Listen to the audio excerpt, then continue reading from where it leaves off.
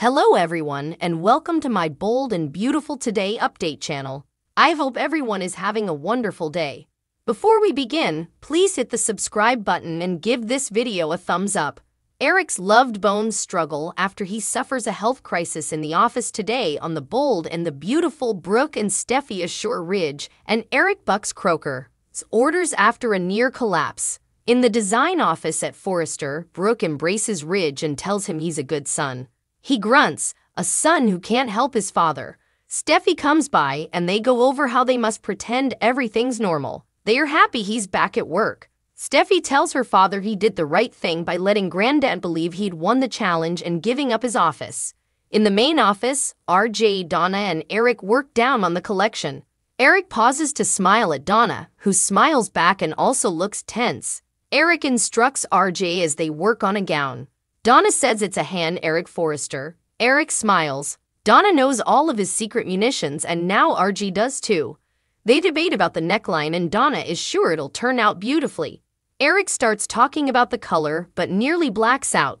Donna and RJ rush to his side. In the design office, Steffi and Brooke tell Ridge how selfless he's been by letting his father believe he won the fashion challenge after he worked so hard.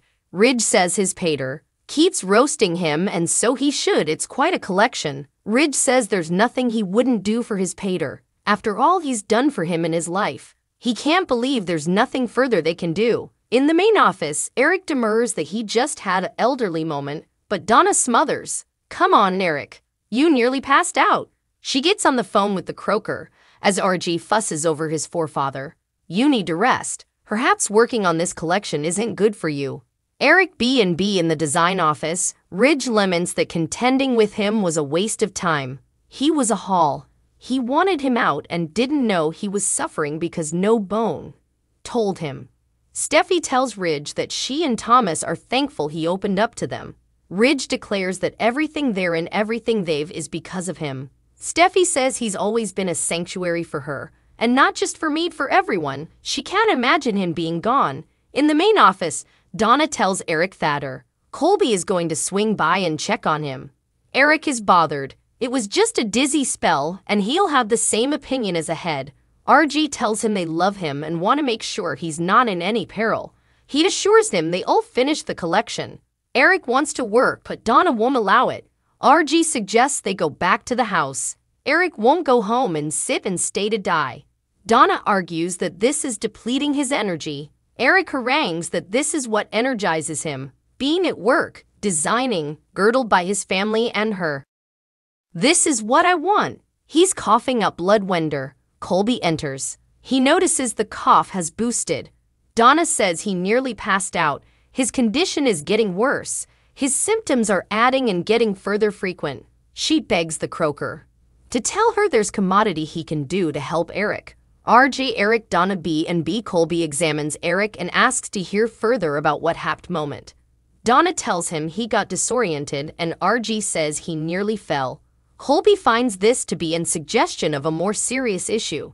Donna clucks that he needs to eat and get further sleep. The Croker thinks he needs to go to the sanitarium. His blood pressure is low and his lungs are inflamed. Eric doesn't need tests to tell him what he formerly knows.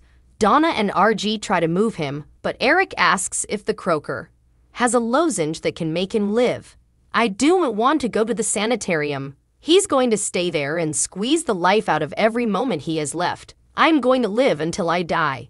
Donna gashes up as he clutches her hand. Donna RJ Eric B&B in the design office, Steffi, Brooke, and Ridge recap that Eric is at the end of his life and they've to pretend they don't know. Brooke worries about the risk it's taking on RJ. She's glad he has Luna to talk to. Steffi numbers if he's there doing what he loves it might protract his life.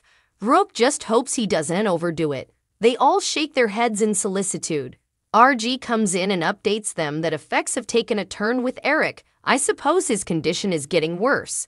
Ridge RG Steffi B&B in the main office. Eric eats crackers and complains about the Croker coming to the office. Donna still thinks he should have gone to the office. Eric insists he's back to his old tone and could indeed play pickleball. Donna asks him to stop joking. That was scary for me. She recaps that he nearly collapsed. However, he may know I have woken up if he had fallen. Eric tells her it's not his time, not yet. Donna smiles through her gashes as he teases. Eric pulls her in for a kiss and she cries some further. Eric tells her, "Whatever happens, you are going to be fine." In the main office, RG tells Ridge and the others that it came on suddenly. He was hysterical, he was going to collapse. The croaker came and was upset about him being there working rather of being in the sanitarium. Steffi suppositions he refused to go. RG says he claimed it was just low blood sugar. Ridge wonders why they're doing this, he just wants to be with him over there. Steffi reminds him he's loving him every single day and pulls him into a clinch. Steffi Ridge B&B in the main office. Donna tells her honey bear how important she loves him. He knows how hard this has been for her and thanks her for being so strong for him. "Thank you." They embrace as they both cry.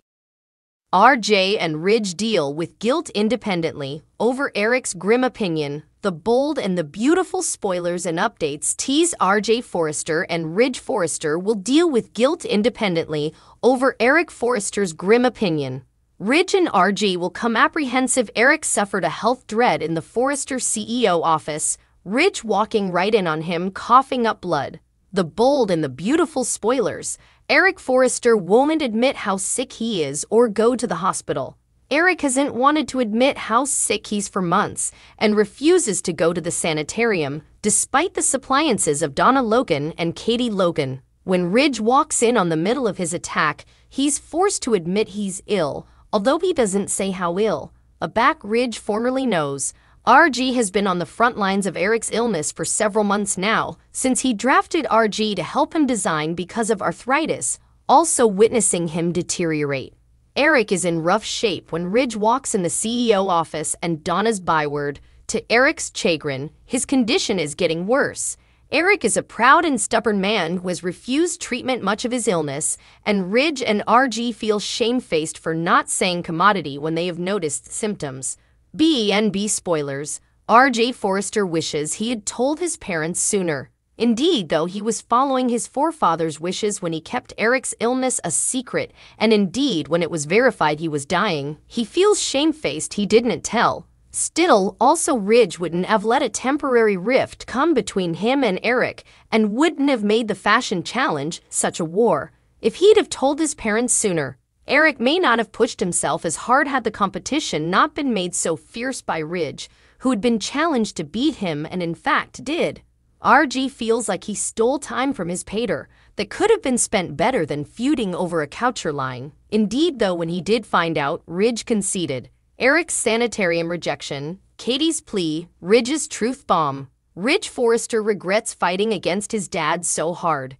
As for Ridge, he feels shamefaced and regrets fighting against his pater so hard before chancing out the challenge was about Eric feeling applicable and vital and demanding to win. He, like RJ, is having a hard time dealing with not having important time left with Eric and seeing him deteriorate in front of his eyes. Eric trying to hide it. Both are determined to make whatever time Eric has left as happy and as least stressful as possible. Still, as they continue to see him get worse and be too proud to accept support, thinking it pity, it'll continue to be hard on each of them. But not as hard as it'll be on Eric himself, who continues to push the pity down from himself.